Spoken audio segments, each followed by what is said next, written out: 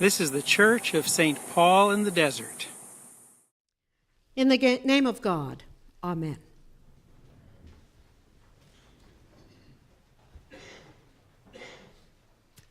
They knew they had him this time. They tried previously, but they hadn't quite plotted sufficiently. So they knew they had Jesus this time. And they'd catch him, and then he'd be put to death. And they knew they were just absolutely together on this.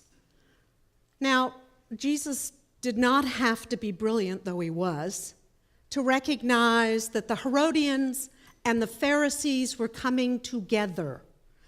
Now, the Herodians were not only the supporters of Herod, if you will, if you remember history from the Second World War, there was the Vichy government that were collaborators with the Germans as they took over France. Well, that's who the Herodians were. They liked the taxes that were paid to the emperor via the temple because they got their cut along the way, if you will. Not particularly, from my perspective, stellar individuals. And then there were the Pharisees. We know about the Pharisees. They were those upstanding, super religious folk who did all the right actions and all the right things and, talked behind the people's back. They gave a good show, but they really were not looking out for the best interest of the community of faith. So these strange bedfellows, and once you know that they are very strange bedfellows, you begin to know that there's something up. And so they ask the question, is it okay to pay taxes? And they know that if Jesus says no, the Herodians have them. And then he'll be charged with sedition and be put to death. But if he says yes, then the Pharisees have him, because paying to those terrible Romans was just unacceptable for good Jews. And if you will note, the coin had the image of Caesar and his title. The coins that were used in Israel, for the most part, ancient Palestine, had no image, because if you remember one of those 10 Commandment things about icons and images, not so good. So they had to get those coins with the emperor's image and pay their poll tax. A denarius being almost a month's salary was a large sum for those people. But Jesus, aware of their intent, and I might add, having these two together would be kind of like me and Pat Robertson being together. Not likely. Not going to happen. But just as a, broader picture and broader stroked imagery here. But the intent was to catch Jesus, to put him to death for whatever reason. And the only thing they had, the Herodians and the Pharisees had in common, was not liking Jesus, because he ultimately called them all to accountability and responsibility of who they were and the relationships they had or failed to have in an appropriate fashion. So, Jesus calls them hypocrites. Now, we have different meanings for that word in our time, but at that time, that word came from a word that meant one who wore a mask. Now, we all tend to wear masks at various times in our lives, but it's usually to hide from something, if you will. So Jesus responds, give to Caesar what is Caesar's. Give to God what is God's. Now the question is, what do we give to God?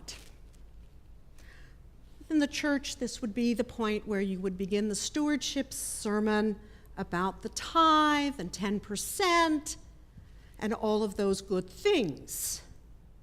However, that's really not where I'm going today, because part of what belongs to God is everything that we have. Our very being, the very air we breathe, all that we possess, all that we own. And very often we begin to backtrack at this point and begin to say, well, it's my brilliance and my ingenuity and my skill as an entrepreneur to achieve all that I have. Failing to recognize that all of that came from God also. Sometimes we get to a place where, well, that's good and fine, but there's certain things we don't give to God. We hide those behind the mask, if you will. Things like anger. Don't I remember Jesus clearing the money changers out of the temple? It's okay sometimes to be angry. That's an okay emotion. It's a gift from God, ultimately. And sometimes laughter and humor. Sometimes we have this issue, you really shouldn't laugh in church because you know it's really serious stuff. Well, hello, if you're not enjoying it, why are you here? Anybody? But we fail to see that as a gift from God. And what do we give back to God? Do we remember from our baptism that we are sealed as Christ's own forever?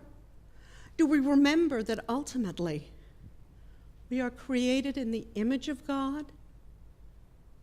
Each and every one of us here. I'm reminded of Graham Greene's great novel, The Power and the Glory.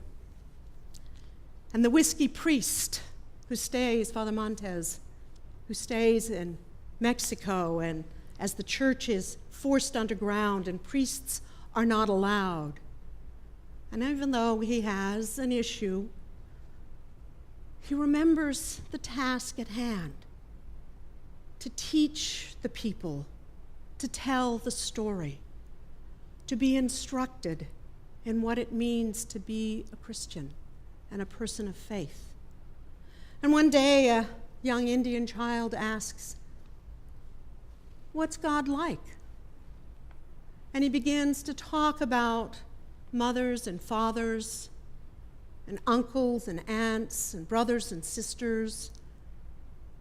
And then he remembers that we are all created in the image of God, and that as we look on one another, we see God. And so the question continues to be one of what do we give to God? 10% is kind of meager from my perspective. It's about giving all of who we are, our hearts and minds and souls and bodies, our very being, to God, remembering that it is a gift that has been given to us. And so each time we ask or remember what is due to God is the question answered by each and every one of us. Amen.